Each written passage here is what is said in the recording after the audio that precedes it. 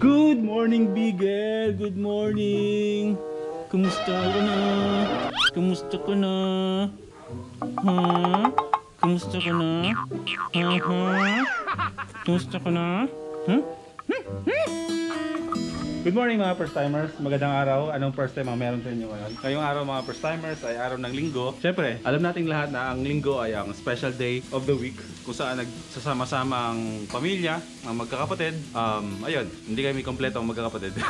Sa mga oras na to mga first timers, naamoy ko yung niluluto ni nanay. Niluluto niya yung favorite na ulam ko at isa din yun sa mga specialty na kabisado niya lutuin mga first timers. Ako, nagpre-prepare ako dito, mag-iihaw ako dyan. Si Hana, mga first timers, nakakatawa kasi kaya niya. Ito si Hana, sa edad na 7 years old ba? 7 years old ka na ba, Hana? Na? 7 years old ka na, di ba? Halika dito, dali. Ilang taong ka na nga? 7. Ayan, sa edad na 7 years old, si Hana, mga first timers, kaya nang umubos ng isang liempo ng baliwag lechon. Kasi doon namin nalaman ng mga first timers ni nanay na mahilig pala siya sa liempo nung nag-ihaw si Rap-Rap. Kaya di ba sabi ko kay Rap-Rap na ito lang ba yun? Parang konti lang pala nung hinimay-himay. Kasi yun pala ay inupakan na pala niya sa sa kusina. So ngayon mag-iihaw kami. Ayan.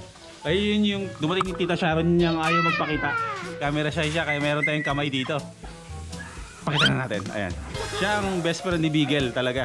Silang dalawa. So, ayan mga first timers. Pasok kayo sa aming munting tahanan. Ito yung pinapakita ko lang sa inyo si nanay. Ano niluluto mo, Nay? Sinigang samsung. Yan. Saka ito ay yung niya, yung sabaw niya. Tapos ito yung mga Sinigang paasim ng sampalok. pampaasim. Ang isang sekreto para sa masarap na sinigang sa miso na ulo ng maya-maya ay ang piniprito muna ang maya-maya. Si Rap-Rap na. Rap-Rap, wait lang ha! Rap-Rap, saglit lang. Si Rap-Rap, kahit sobrang tahimik ng street namin dito, pag narinig niya nagbablog ako, automatic yan. Nasa gate yan. Hindi ko pa rin yan papapasukin mga first timers. Hanggang gate lang yan. Nagsama pa siya ng alagad niyang isa. Mamaya, punta ka kita, Rap! Ito naman mga first timers, may bidli na ako kaninang liempo dun sa talipapa. So ayan, minarinig ko na. Hindi ko siya nilagyan ng toyo at ketchup at kung ano-ano pa. Ang meron lang dyan ay asin, paminta, tsaka kalamansi. Yan ang timpla ng mga Bisaya. Shoutout sa mga Aklanon, sa Kalibo Aklan, sa Malinaw. Yan ang kasimple. Tapos babawian nyo ng sobrang sarap na sausawan. Labasin muna natin si Rap-Rap. Ano to? Alagad mo din? Kapinsan mo din? Oy, bukas pa, samahan mo ako magpapang. Sa kakabit ng stage. Bawal ba talaga? Bawal ba? Hindi, bawal magsakay ng walang lalaki. Tignan natin. Sabi na all yung sa riding in tandem. Riding in tandem? O, kaya natin yan. Anong nilalaro mo? Lalaro ka ba? Anong nilalaro mo? ML? Sus, bado yan. Panoorin mo si Boy First Time. Pagkamalando kaming riding in tandem, pag sinakay ko si Rap-Rap sa motor ko. Siyempre magtataka yung mga enforcers doon, mga first timers, di ba? Isang cutie, tsaka isang hoodlum cutie. So paparahin kami dalawa. Yun nga pala mga first timers, hindi naman sa pagmamayabang namin, no? Meron na kaming dito. Ano tawag dito, Nay? Ha? Thermos, yan. May pasunod yung regalo natin kay nanay na rice cooker. Ayun, nakabox pa oh. Ganyan kami mga Bisaya eh. Pag may mga magagandang gamit, tinatago namin, lalabas na namin kapag may bisita. Lahat ng mga Bisaya dyan. Agree ba kayo doon? Ganyan yung lola namin dati, mga first timers. Yung mga ganda mga plato, magagandang mga mangkok, mga baso. Di ba? Nakalagay sa Mandel Cortina, nakalagay sa sa aparador. Pag may bisita, naglalabasan lahat yan. At pagkatapos, ang umalis ang bisita, hugasan yan, ibabalik ulit ng lola namin sa aparador. Ganyan. At babalik kami sa bulaklaking plastic na mga pinggan. Grabe naman, kahirap naman magpaapoy. Ito talagang kahinaan ko eh. May hina ako magpaapoy. Ang alam ko lang kasi, maglaro ng apoy. Hindi, joke. Pag napunta ako ng CDO mga first timers sa September, pagluluto natin si Boras tsaka si Brett Maverick. Eh, mahilig ako magluto. Feeling ko ang ginagawa nila, luto-lutuan lang doon sa bahay. Sa 5 days na pagsistay ko doon, ako mamalengke, ako magluluto ng mga ulam na lang. Para syempre, ugali natin mga Pinoy, magaling tayo sa pakikisama. Lalo na sa ibang mga lahi, di ba? Naging normal na sa mga Pinoy ang pagiging magaling makisama sa iba't ibang tao. Di ba nung isang araw si Rap yung nag-ihaw mga first timers, di ba? Na-figure out ko na kung bakit nasunog yung inihaw niya, na medyo sunog pala. Kasi ito yung ginamit niya, yung pang ilalim. Ito. O di ba? Pag nilagay mo dito yan, dikit na dikit yan sa uling. Ito mas malaki. Ayan o. Mahalaga yung merong space yung patungan ng iihawin dun sa baga. Kasi ang pag-iihaw mga first timers, hindi siya dapat niluluto sa mismong apoy. Ang nagluluto lang sa iniihaw mo dapat is yung init na nanggagaling dun sa baga. Basta, hindi ko ano eh, nagkwento lang din sa akin, natalo. Okay. Ano na? Nag-iihaw ako. Lutong Bisaya yan, Brad.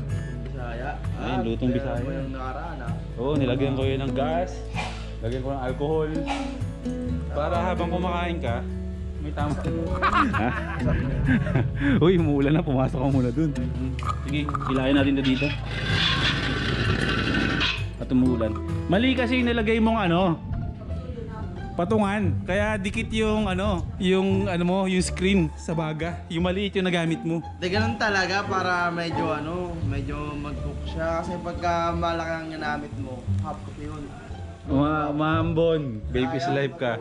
Okay, alam ko na. Sorry, nakalimutan ko. Hindi talaga alis yan mga first timers dyan hanggat hindi ko inabot yung juice.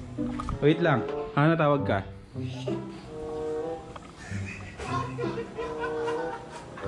Yan. Dipit. Nihaw flavor. Niyaw flavor, sarap. Liempo yan. Liempo flavor. Doon kaya, pumunta ka na doon. Uulanin ka lang. Wala ko pa yung okay na. Jesus, ginawa ko. Huwag ka mapaambon dyan. Dali mo muna yung juice na yan dun. Dali na. Abulin mo nga yung bigay. Abulin mo yun. Tara, tingin na bolin mo ako, papamit sa aso ko. Ay. Gusto mo, medium card. Dapat pala maging mabait tayo, bigil. Kasi ang dami palang aso dyan. Kawawa tayo dyan. Yung mga lahing aso dyan. Ikaw. Ha? Asong kali ka lang, di ba? Ha? Ha? Ha? Aspin ka lang eh. Aspin ka lang daw, no? Pero ikaw lang ang aspin na kumakain ng dog food, no? Tigka eh!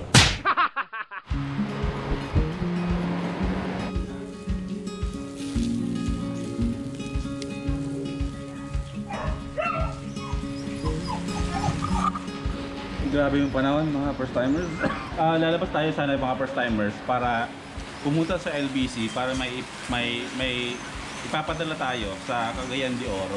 May kinalaman to dun sa pagpunta natin kasi mamaya explain ko sa inyo pagkaalis natin ng bahay. Magpapatila lang muna ako ng ulan kasi sobrang lakas ng ulan dito kahapon. Bumabaha na dyan sa labas namin. Papatilain lang natin to tapos kung hindi talaga pumila, lalabas tayo, baka mag-kotse na lang tayo or mag-commute, hindi muna tayo mag-motor. Bale, dito magsisimula yung episode na may kinalaman sa pagpunta ko sa CDO para sa collaboration namin dito sa aming Philippines. Kuha ka ng ano mo, luto na to. Kuha ka na isang platito. Hindi, bibigyan kita isa kasi hiwain ko na yan. Ito, para may ulam ka. 500 lang yan. Grabe siya. Ay, naku po, sunog! Pumbero! Hala! First. Patay tayo dyan. Oh no. Oh no! Ito lang, Nay. Okay. Moments later. Bye-bye. Bye-bye, Kiss Daddy. See you later. Sige po. Bye-bye. Bye po. May payo nga pag baka ulan. Apo.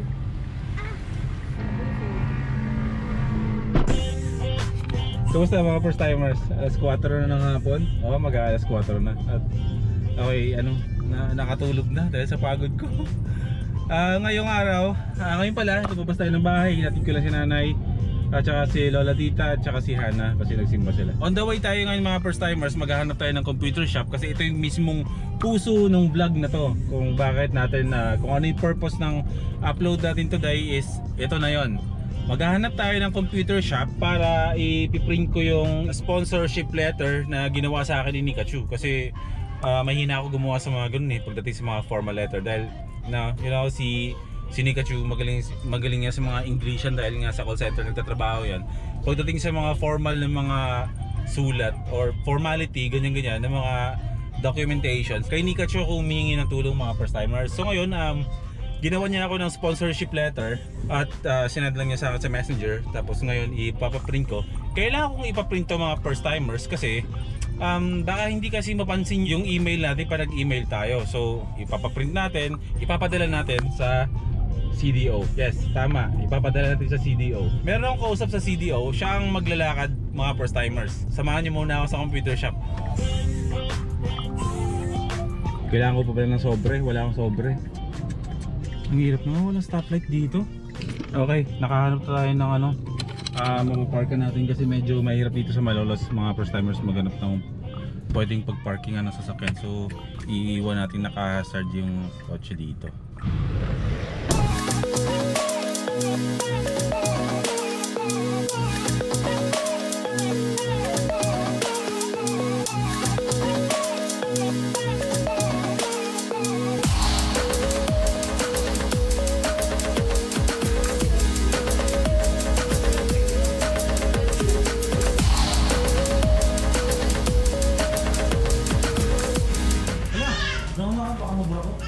Ito? Gusto, mas mahirap mag-mic sa board kaysa mag-edit ng vlogs. Okay, salamat.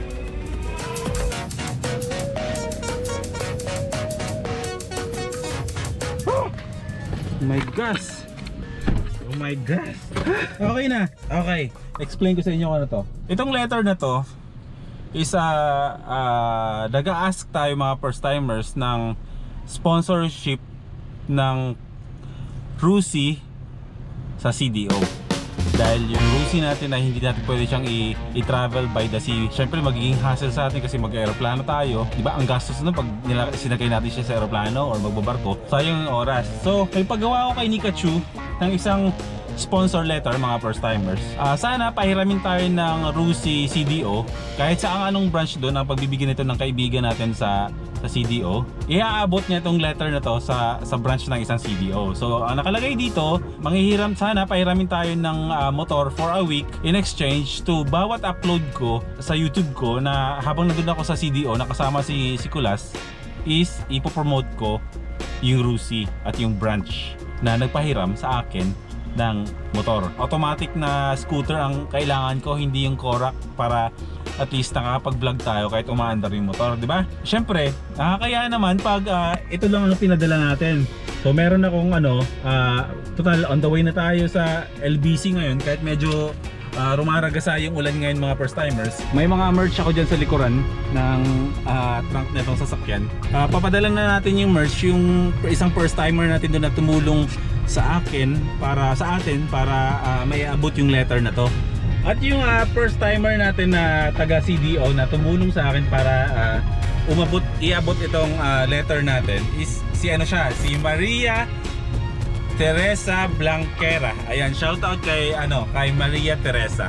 Yan, maraming salamat sa pagtulong mo kay Boy First Time, no? Magkita-kita tayo diyan, Maria, sa CDO. Maglalaan ako ng isang araw o isang dinner, no? Kasama yung mga first timers natin diyan. Pagdating ko diyan sa CDO. September, malapit na. Isang signal lang ni Kulas na pupunta na ako doon. Any day, any week this September, babiyahe na tayo. Magano tayo diyan? Mag food trip tayo sa mga ihaw-ihaw. Hindi, wag niyo dalhin sa mga sosyal na lugar. Kain tayo sa mga sa mga turo-turo, mga paluto, mga ganyan ang gusto kong puntahan dyan. Kita-kits tayo mga first timers dyan sa CDO. Pag-usap-usap na kayo. Lahat ng mga nanonood na mga taga CDO ngayon, sumali na kayo mga first timers sa group ng sa group natin, first timers official, para at least magkita-kita na tayo doon. Gagawa tayo ng group chat natin para at least mag-gather natin lahat ng mga first timers from CDO para magkita-kita tayo diyan pagpunta ko. Okay? Ako po, hindi ko pa natapos yung vlog ko ngayon. Kasi malay ko ba naman kasing sarado yung LBC kapag kapag linggo. So, malamang magkita-kita na tayo bukas, no? Ganito na, huwag kayong maglala, mabilis lang ang bukas. The next day. Okay, bukas ang LBC mga first timers. Sinuwerte tayo kasi ngayong araw na to ay holiday. Pero at least ngayon, bukas naman pala. So, ipapadala na natin yung mga damit na boy first time shirt tsaka yung sponsorship letter sa CDO gamit ang LBC.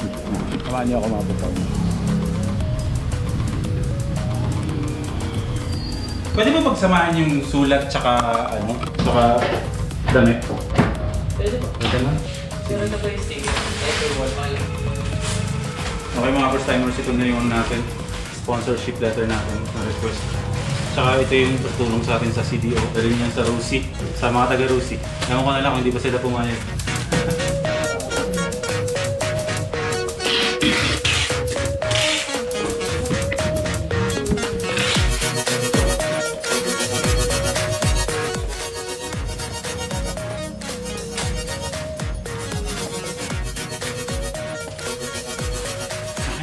Let's go. Thank you.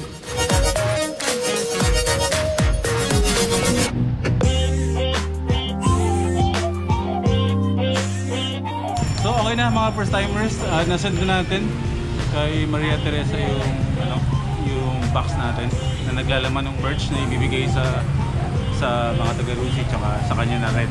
2 to 3 days na doon sa CDO. Siyempre, automatic yan pagkadating sa kanya, ihatid niya sa Rusi branch yung sulat na yun para mabasa ng mga manager nila para makapag-decide. Andun din yung number ko para at least makontak nila tayo, masabihin tayo kung pumapayag sila or hindi para magawa tayo ng second option. So, let's hope for the best para mas ma-enjoy natin yung pagpunta natin ng CDO mga first timers. Rusi, ano na?